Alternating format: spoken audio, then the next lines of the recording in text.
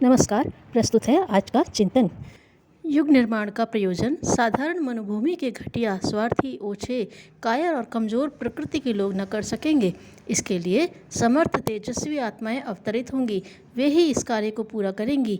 युग परिवर्तन का महान कार्य तेजस्वी, मनस्वी और तपस्वी आत्माओं द्वारा संभव होगा। हम लोग जो तनिक सा त्याग बलिदान का प्रसंग आ जाने पर बगले झांकने लग जाते हैं।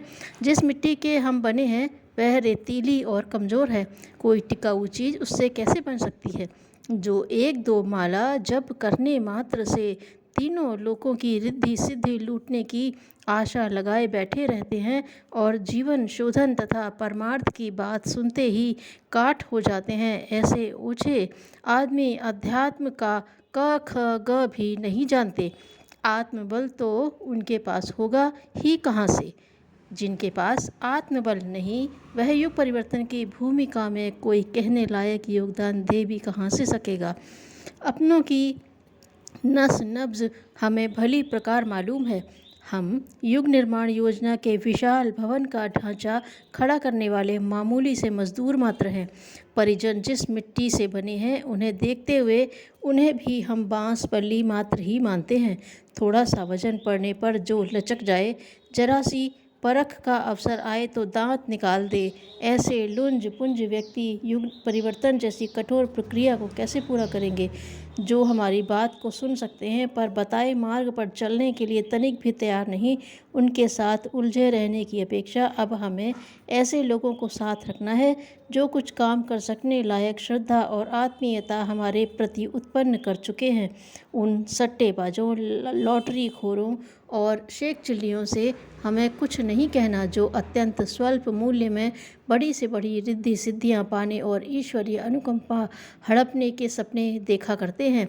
जिनके मन में यह वहम जम गया है कि थोड़ा सा उपासनात्मक कर्म कांड उन्हें जीवन लक्ष्य प्रदान कर सकता है, तो जीवन निर्माण के लिए कष्ट साध्य और त्याग बलिदान भरी प्रक्रियाएं अपनाने की क्या आवश्यकता। ऐसे लोगों को हम कृषक, धार्मिक, विद्वान, धनी एवं अन्य सफल मनोरथ व्यक्तियों के उदाहरण प्रस्तुत करते हुए इतना ही कह सकते हैं कि वे उनके दैनिक जीवन के कठिन श्रम व्यवस्था को ध्यानपूर्वक देखें और समझें कि इस संसार में हर चीज़ का उचित मूल्य चुकाने के अतिरिक्त और कोई मार्ग है ही नहीं।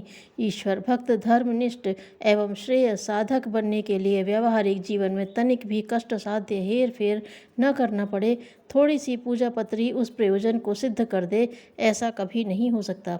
ईश्वर की विधि व्यवस्था में हर कार्य वैज्ञानिक नियमों के आधार पर चल रहा है। आत्मकल्याण के पथ का पथिक तृष्णा और वासना की कीचड़ में फंसा रहे, जीवन शोधन और परमार्थ की कष्ट साध्य प्रक्रिया से अछूता बना रहे, यह न तो भूतकाल में कभी हुआ है और न हो सकता है। हम भ्रम में पड़े हैं, पड़े रहें, पर सृष्टि का नियम, ईश्वर का विधान तो अपनी जगह पर ही कायम रहेगा।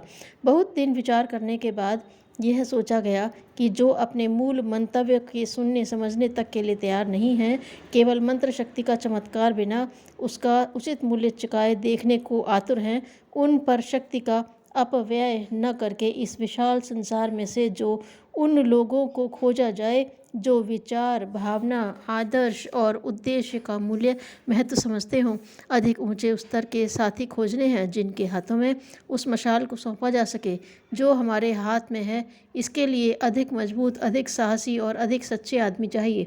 अखंड ज्योति परिवार पर जब नज़र डालते हैं तो उनमें से अधिकतर पढ़ाकू लोग दिखते हैं। पढ़ना भी एक व्यसन है, अच्छी वस्तुएं पढ़ना एक अच्छा व्यसन कहा जा सकता है। ऐसी विद्या व्यसनी लोग अभी हमारा साहित्य रुचि से पढ़ते हैं, पीछे अपनी रुचि की चीज़ें अन्यत्र से प्राप्त कर लेंगे। उनकी गाड़ी तो चलती रहेगी पर हमारी गाड़ी रुक जाएगी। जो उच्च विचारों को पढ़ते तो हैं पर उन्हें गले से नीचे नहीं उतारते, उन्हें व्यावहारिक जीवन में स्थान नहीं देना चाहते, ऐसे लोगों से कोई बड़ी आशा किस प्रकार की जाए। हमें कर्मठ और प्रबुद्ध साथी चाहिए, ऐसे जो युग निर्माण की भूमिका प्रस्तुत करने के लिए अपने तुच्छ स्वार्थों की उपेक्षा अवहेलना कर सकें, जो निजी समस्याओं में उलझे रहकर ही जिंदगी व्यतीत कर डालने की व्यर्थता और भारतीय आदर्शों के लिए कुछ त्याग और बलिदान के साथ अपने भीतर संजो सकें। संख्या बल प्रदर्शन की दृष्टि से उपयोगी होती है, पर काम थोड़े ही व्यक्तियों से चला करता है। भीड़ का उत्साह क्षणिक होता है जिसमें दृढ़ता और निष्ठा नहीं। वे आवेश में कुछ तूफान तो खड़ा कर सकते हैं पर देर तक किसी आदर्श पर ठहर नहीं सकते। ऐसे लोग नारे लगाने और प्रदर्शन करने के लिए काम चलाऊ प्रयोजन पूरा कर सकते हैं, पर किसी दीर्घकालीन पारमार्थिक प्रयोजन के लिए वे कुछ अधिक काम के सिद्ध नहीं हो सकते।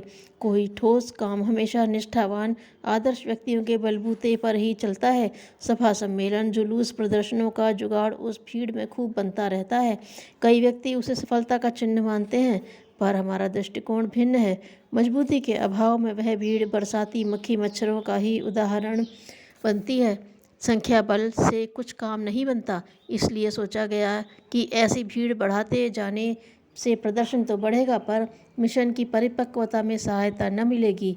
अतएव काम के आदमी बढ़ाए जाएं, विचारों की शक्ति और उपयोगिता समझ सकने वाले लोग इनमें से तलाश किए जाएं, क्योंकि विचार शक्ति का युग परिवर्तन का प्रयोजन वे लोग पूरा न कर पाएंगे जिन्हें मानव जीवन के विकास में प्रौढ़ विचारधारा की उपयोगिता ही विदित नहीं, जो स्वयं प्रकाशपूर्ण भौतिक प्रखरता को सुनने समझने के लिए तैयार नहीं।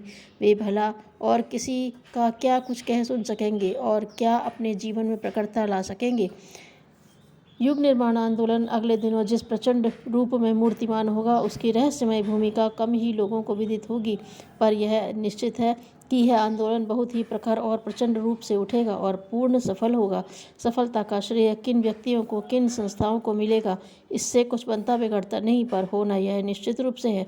इस उज्ज्वल भविष्य की कृत्रिम कृषि को बोने, उगाने और सींचने के लिए जिन कर्मठ भुजाओं की आवश्यकता है, उनकी आज ज़रूरत पड़ रही है।